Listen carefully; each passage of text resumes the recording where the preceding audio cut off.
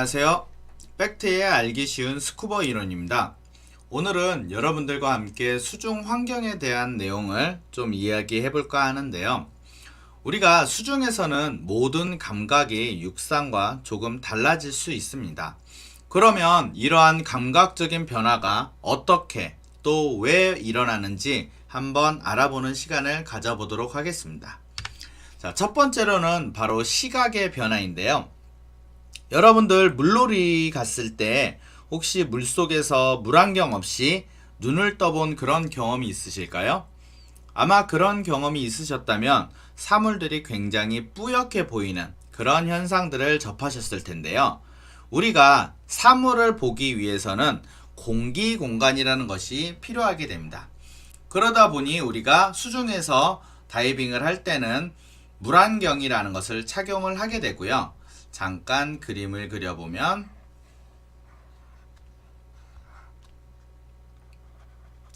사물을 보기 위해서 이렇게 물안경이라는 것을 착용을 하게 되고요. 이 물안경 안에는 바로 공기가 존재하게 되죠.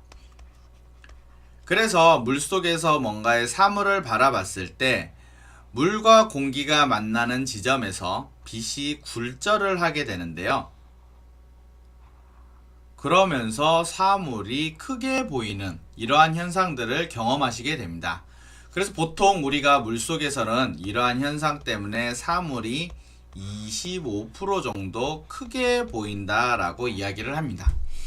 물론 물체가 크게 보이는 경우도 있지만은 또 상대적으로 거리가 또 가깝게 보이는 이런 현상들, 거리가 왜곡되는 현상들이 생기게 되고 이로 인해서 우리가 방향 감각이 조금 둔해질 수 있습니다.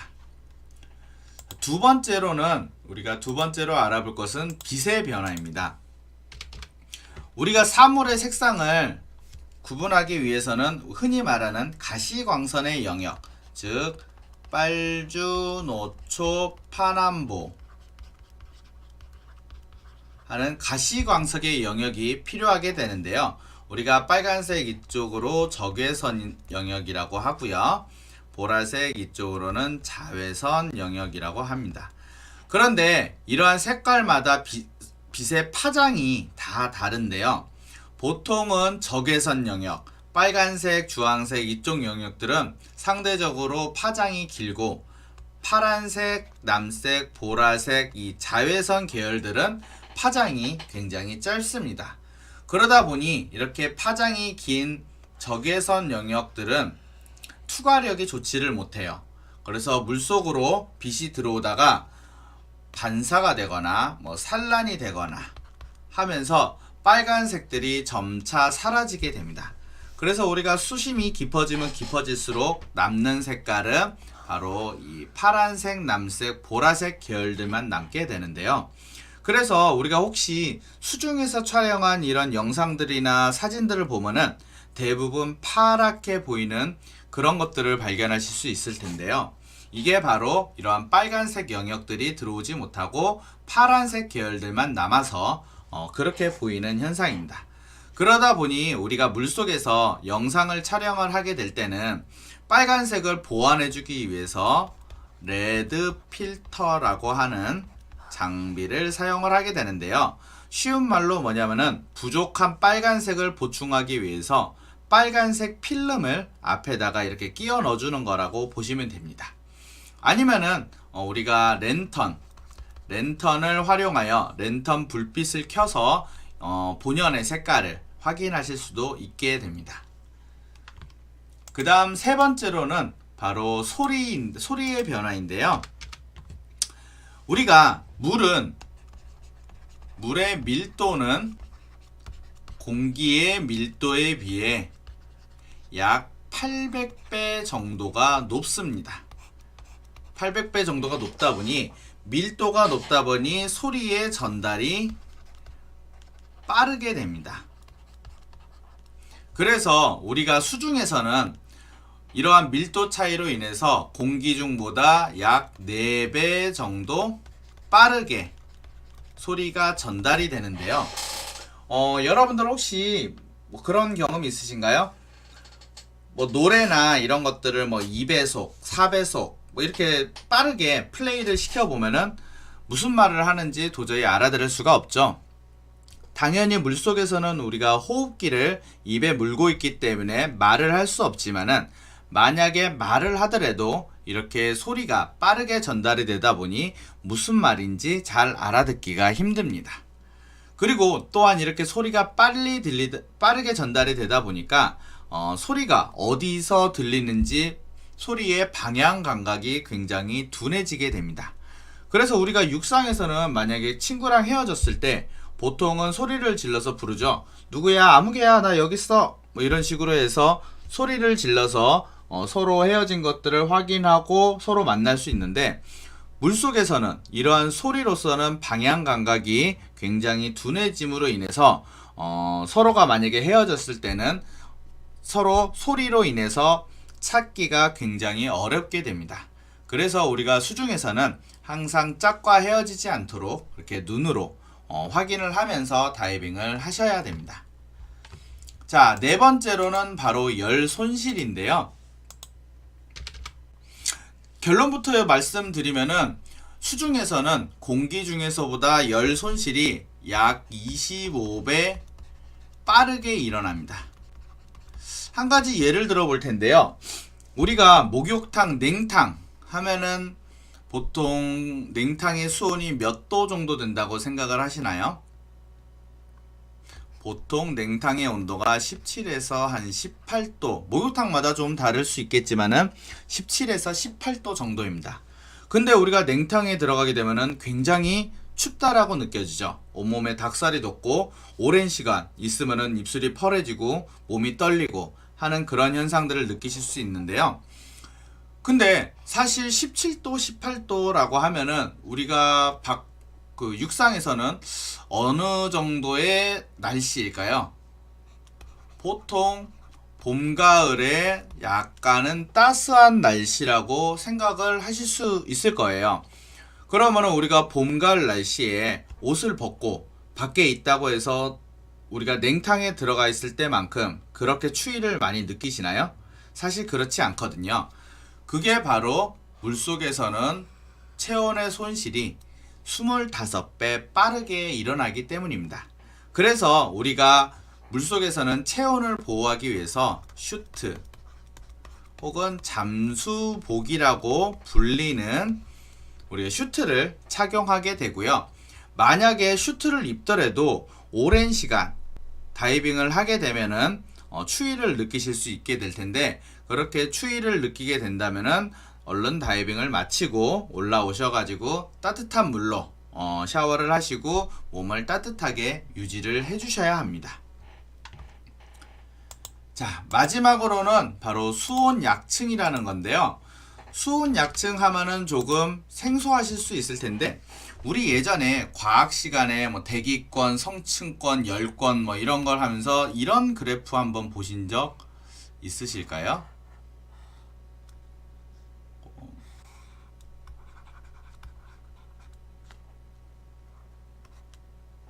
자, 이쪽은 온도를 나타내고요.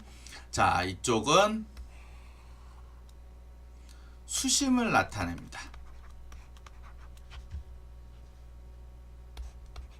자, 그래서 우리가 물속을 크게 구분을 하면은, 자, 혼합층이라고 하고, 바로 이 부분을 수온 약층이라고 하고요. 그리고 이쪽을 심해층이라고 합니다. 보통 우리가 혼합층 같은 경우에는 햇빛도 잘 들어오고 또 바람이 불면서 물을 섞어주기 때문에 수온이 좀 높은 상태로 유지가 되고요. 심해층 같은 경우에는 햇빛도 들어오지 않고 바람도 없다 보니 차가운 온도의 층이 이렇게 생기게 되는데요. 바로 이 혼합층과 심해층의 이렇게 온도가 급격하게 떨어지는 중간의 층을 바로 수온 약층이라고 합니다. 보통 일반적으로 수온 약층에서는 우리가 심해층에서는 차가운 물이, 혼합층에서는 따뜻한 물이 있다 보니 차가운 물은 상대적으로 밀도가 높고 따뜻한 물은 상대적으로 밀도가 낮다 보니 이 두 가지 밀도가 다른 물이 수온 약층에서 섞이게 되겠죠. 그러다 보니 약간 물속에 쉽게 말씀을 드리면은 기름이 낀 것처럼 약간 아지랑이가 피어오르는 것처럼 좀 얼룩얼룩한 그런 현상들을 경험하시게 될 건데요. 만약에 그러한 현상들을 경험하시게 되면은 지금 이 구간이 수온 약층이구나. 그리고 지금 이 수온 약층이 지나면 어느 순간 온도가 굉장히 낮아질 수 있겠구나 라는 것을 아시게 될 것입니다. 자, 이러한 밀도 차로 인해 갖고 또 층이 나눠지는 것을 우리가 또 염분약층이라는 것이 있는데요. 염분약층은 뭐냐면은 바로 바닷물과 민물이 만나는 지역. 그래서 바닷물은 상대적으로 밀도가 높고요. 민물은 상대적으로 밀도가 낮기 때문에 이렇게 층이 생기는 이러한 현상들을 발견할 수 있는데 이것이 바로 할로클라인이라는 거예요. 그래서 보통은 멕시코 동굴이나 이런 쪽에 가면은 종종 발생을 하게 되는데 여기서도 마찬가지로 이 밀도 차이로 인해서 층이 나눠진 이 구간에서 만약에 손으로 휘젓는다든지 아니면 오리발로 찬다든지 해서 이게 섞이게 되면은 굉장히 아까 말씀드린 기름이 낀 것처럼 굉장히 시야가 안 좋아지고 아지랑이처럼 이렇게 보이는 현상이 발생하게 됩니다. 근데 할로클라인 같은 경우에는 이렇게 물이 섞이기 전에는 마치 물과 기름처럼 이렇게 층이 나눠진 어떤 그런 현상을 보실 수 있는데 그런 것도 굉장히 특이한 현상이었던 것 같아요. 자, 그래서 오늘은 수중 환경에 대한 내용들을 한번 여러분들과 알아보았는데요. 다시 한번 정리를 드리면은 첫 번째, 시각의 변화에서는 약 25% 정도 사물이 크게 보인다는 것.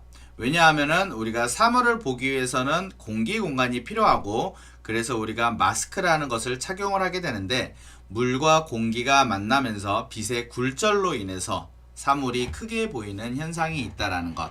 그래서 사물이 크게 보이는 현상도 있지만은 거리감도 굉장히 둔화될 수 있다라는 것 참고하시면 되고요. 자, 두 번째로는 바로 빛의 변화입니다. 그래서 빛의 파장의 크기에 따라서 우리가 수심이 깊어질수록 빨간색 계열들은 차단이 되거나 반사가 되거나 하여 침투하지 못하고 파란색 계열들만 남게 되는데요. 그래서 우리가 그런 것들을 보완하기 위해서 우리가 레드 필터, 동영상 촬영이나 이런 것들을 위해 레드 필터를 활용을 하거나 아니면 랜턴의 불빛을 비추어 본연의 색깔을 확인하곤 하죠.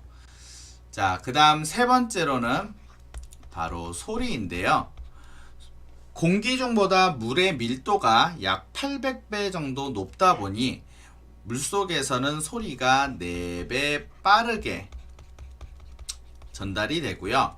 이로 인해서 소리가 4배 빠르게 전달이 되다 보니 무슨 말인지도 알아듣기도 힘들 뿐만 아니라 소리의 방향 감각도 굉장히 둔화될 수 있다는 것. 그래서 다이빙을 할 때는 서로 떨어지지 않도록 눈으로 확인을 하면서 버디와 함께 확인을 하면서 다이빙을 하셔야 된다는 것. 자, 그 다음 네 번째로는 바로 열손실인데요. 열손실은 우리가 공기에서보다 25배 빠르게 일어난다는 것. 그래서 우리가 체온 유지를 위해서 반드시 잠수복을 착용을 하고요. 그리고 너무 오랜 시간 다이빙을 하게 되면은 체온이 떨어질 수 있으니 그럴 때는 다이빙을 마치고 올라가서 몸을 따뜻하게 유지를 해주셔야 한다는 것. 그리고 마지막으로는 수온 약층인데요. 그래서 우리가 혼합층과 심해층 사이에 물이 섞이는 게 아니라 온도가 급격하게 변하는 구간을 우리가 바로 이 수온 약층이라고 할 수 있고, 그렇게 차가운 물과 따뜻한 물의 밀도 차이로 인해서 그 물이 섞이는 어떤 현상으로 인해 시야가 안 좋아지는 약간의 기름이 섞인 것처럼 아지랑이가 피어오르는 듯한 그러한 현상이 발생을 하는 게 바로 수온약층이라고 배웠습니다. 자, 그래서 오늘 이 시간에는 이렇게 우리가 수중 환경에 대한 내용들에 대해서 알아보았고요. 다음 시간에는 또 다른 주제를 가지고 만나 뵙는 시간을 가져보도록 하겠습니다. 구독과 좋아요는 저에게 큰 힘이 되니까 많이들 눌러주시고요. 다음 시간에 다시 만나도록 하겠습니다. 감사합니다.